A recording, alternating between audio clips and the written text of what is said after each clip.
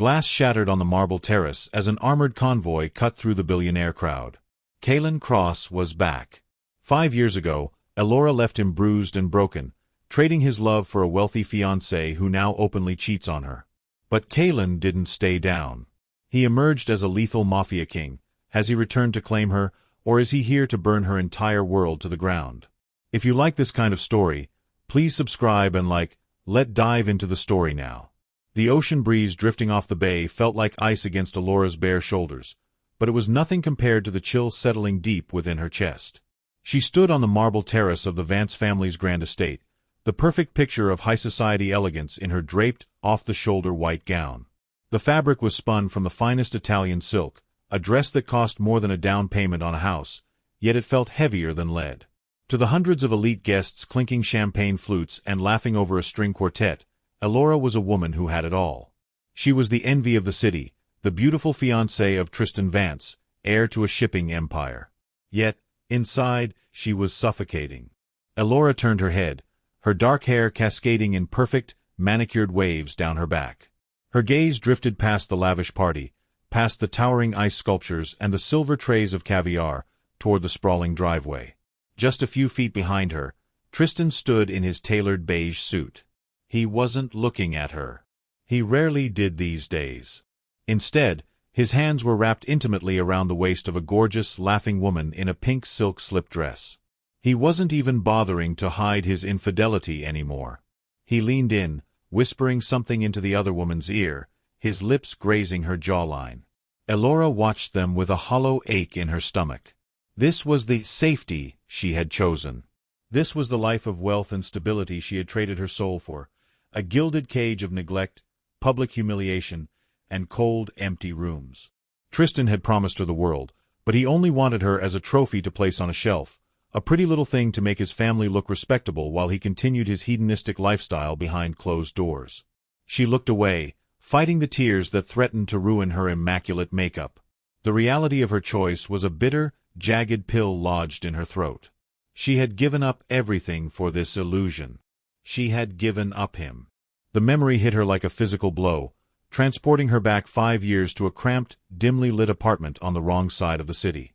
Back then, there were no marble terraces or string quartets. There was only the sound of rain lashing against a cracked windowpane and the smell of cheap coffee. And there was Kaelen Cross. 5 years ago, Kaelen was a boy with bruised knuckles, a fierce, unwavering gaze, and a vow to give her the universe. He worked 3 grueling jobs, coming home with grease on his hands and exhaustion etched into his handsome face. He was deeply entrenched in the city's underbelly, running errands for dangerous men to pay for Elora's mother's medical bills. Every scar on his body was a testament to his desperation to claw his way out of poverty for her. "Just give me time, El," he had whispered one night, his callous thumbs gently wiping away her tears. "I'm going to build an empire. I'll put a crown on your head. I swear it." But Elora had been terrified. She was tired of the eviction notices, tired of waking up in the middle of the night wondering if Kaelen was going to come home in a body bag. When Tristan Vance, wealthy, polished, and safe, had noticed her at the diner where she waitressed, offering to sweep her away to a life of luxury, the temptation was too much. She remembered the day she broke Kaelen. It was a rainy Tuesday. She had packed her meager belongings while he was out. When he walked through the door, his eyes had darted from the suitcase to her trembling hands. "What is this?" His voice had been low, a dangerous rumble of disbelief. "I can't do this any more, Kaelen," she had sobbed, unable to meet his eyes. "I want a normal life. I want safety. Tristan can give me that." The silence that followed had been deafening. She watched the light die in Kaelen's dark, piercing eyes. The unconditional love, the burning devotion, it shattered into a million irreparable pieces. He didn't beg. He didn't yell. He just looked at her with a profound, terrifying emptiness. "Safety," he had repeated, the word tasting like ash. "If you walk out that door, Elora, you never get to walk back in." She had walked out. She had chosen the easy path. She had walked away from the only man who had ever looked at her like she was the sun. A sudden shift in the atmosphere snapped Elora back to the present. The string quartet faltered. The polite, buzzing chatter of the party plummeted into a hushed, nervous silence. Elora turned her attention back to the driveway, and her heart stopped beating entirely. There he was. He strode past the manicured hedges, stepping out of a gleaming, custom black town car. He was flanked by 4 silent, imposing guards who moved with lethal precision. But no one was looking at them. Every eye on the terrace was glued to him. Kaelen Cross had returned.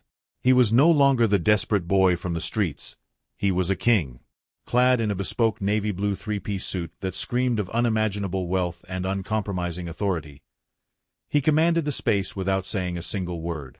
He was broader, taller, radiating an aura of dark, untouchable power that made the billionaire socialites around Elora shrink back in intimidation. And couldn't breathe. Her lungs felt crushed. Tears welled in her eyes, blurring the shimmering city skyline behind him.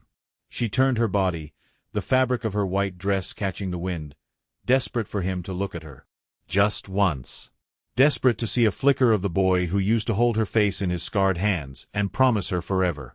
He moved through the crowd, a predator among sheep. Business moguls parted for him, offering nervous nods that he barely acknowledged.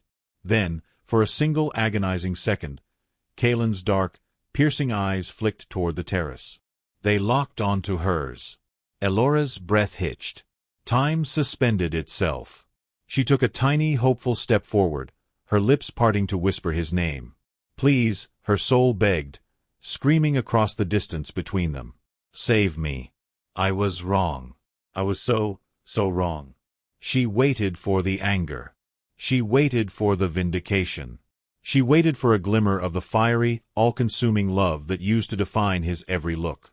But Kaelen's expression remained utterly blank. There was nothing. His eyes, once warm and full of dreams, were now shards of black ice.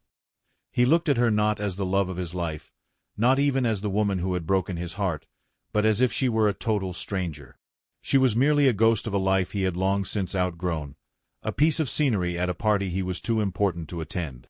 His jaw tightened ever so slightly before he turned his head away, his profile sharp and unyielding against the afternoon sun.